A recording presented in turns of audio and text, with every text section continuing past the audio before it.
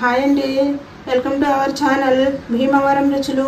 ఎలా ఉన్నారు ఫ్రెండ్స్? అందరూ బాగున్నారా? మేమైతే చాలా బాగున్నామండి. మీ సపోర్ట్ ఉంటే ఇంకా బాగుంటామండి.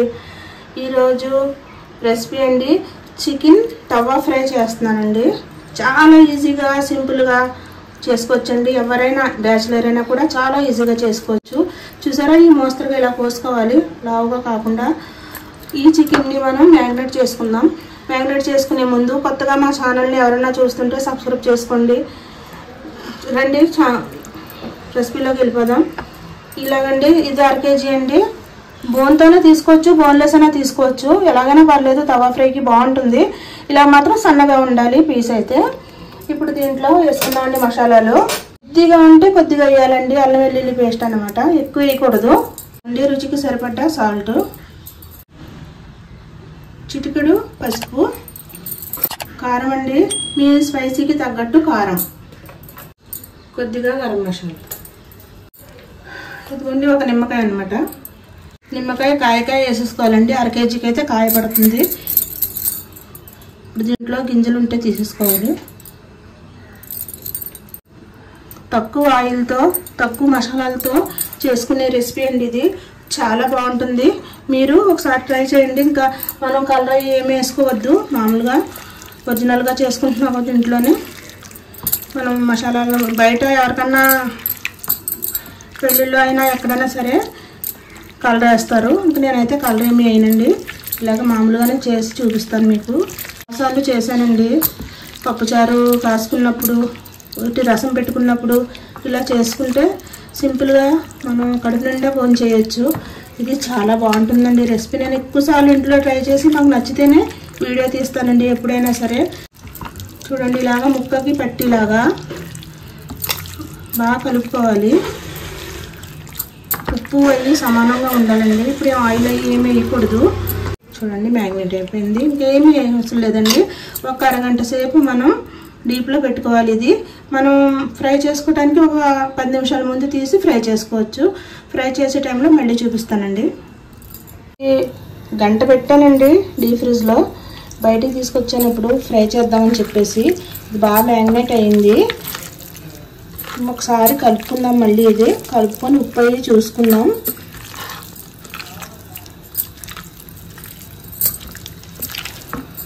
ఇది ఉప్పు తక్కువైందండి, వేసాను, కలుపుతున్నాను ఒకసారి. ఇది చెప్పటం మర్చిపోయానండి ముందు. ఫస్ట్ ఇది చికెన్ నేను ఉప్పులో నానబెట్టి 1 గంట ఉంచానండి. ఇలా చేసుకునే ముందర ఉప్పు నీళ్ళలో నానబెట్టాలి.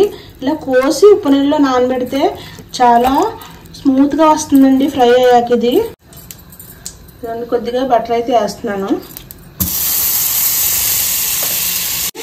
దాంట్లోనే కొద్దిగా ఆయిల్ అన్నమాట. ఈ ఆయిల్తోనే ఇది ఫ్రై అయిపోద్ది. చూడండి, ఒక పీస్ పైన వేస్తున్నాను.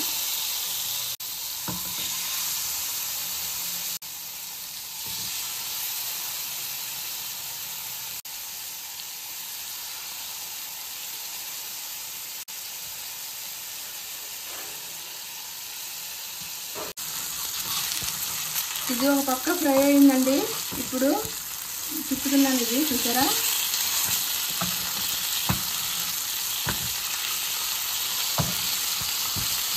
మనం వేసింది కొద్దిగా ఆయిల్ కదా, దాంట్లోనే అవుతుంది ఇది.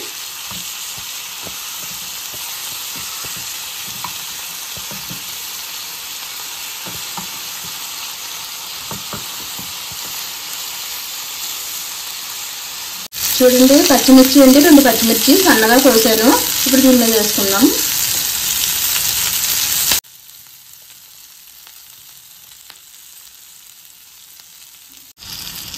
రెడీ అయిపోయిందండి. తీసేసుకుందాం. ఇది స్టవ్ ఆఫ్ చేసేసాను, తీసేసుకుందాం. చికెన్ తవా ఫ్రై అండి. ఇది చాలా తక్కువ ఆయిల్తో చేసిన ఫ్రై అన్నమాట. డీప్ ఫ్రై అయితే కాదు, చాలా తక్కువ ఆయిల్ వేసి చేశాను. చాలా బాగా వచ్చిందండి. ఇలాగా మీరు ట్రై చేయండి ఒకసారి. ఇది రోటీలోకి అయితే చాలా బాగుంటుంది. పప్పుచారు కాసుకొని రైస్లోకైనా బాగుంటుంది. దేంట్లోకైనా తినొచ్చండి. స్పైసీ కూడా చాలా తక్కువ, కానీ చాలా బాగుంటుందండి. మసాలాలు కూడా బాగా తక్కువ వేసాను, చూసారు కదా. నేను ఏదైనా హోమ్ మేడ్ మసాలా వేస్తాను, బయట మసాలాలు ఏమి వాడనండి. దాన్ని బట్టి చేస్తాను. కలర్ కూడా వేయలేదు. చూసారు కదా ఇలా వచ్చిందో లేయర్గా వస్తుంది. ఎందుకంటే ఇది మనం ఉప్పులో వేసి నానబెట్టిన చికెన్ కాబట్టి ఇలా లేయర్ వస్తుందండి. చాలా బాగుంటుంది. ఒకసారి మీరు ట్రై చేయండి. ఇలాగా చూడండి లేయర్ ఎలా వచ్చిందో. మనం బయట హోటల్లో తిన్న దానికంటే కూడా ఇది చాలా బాగా వస్తుంది. ఇలా చేసుకొని దీంతో కూడా షవర్మా చేసుకోవచ్చండి. చాలా బాగుంటుంది. ఈ రెసిపీ కనుక మీకు నచ్చినట్లయితే లైక్ చేయండి, షేర్ చేయండి, సబ్స్క్రైబ్ చేయండి, పక్కన బెల్ ఐకాన్ క్లిక్ చేయండి. మేము చేసే ప్రతి రెసిపీ అందరికంటే ముందు మీకు వస్తుంది. మరిన్ని మంచి రెసిపీలతోనండి మళ్ళీ కలుద్దామండి.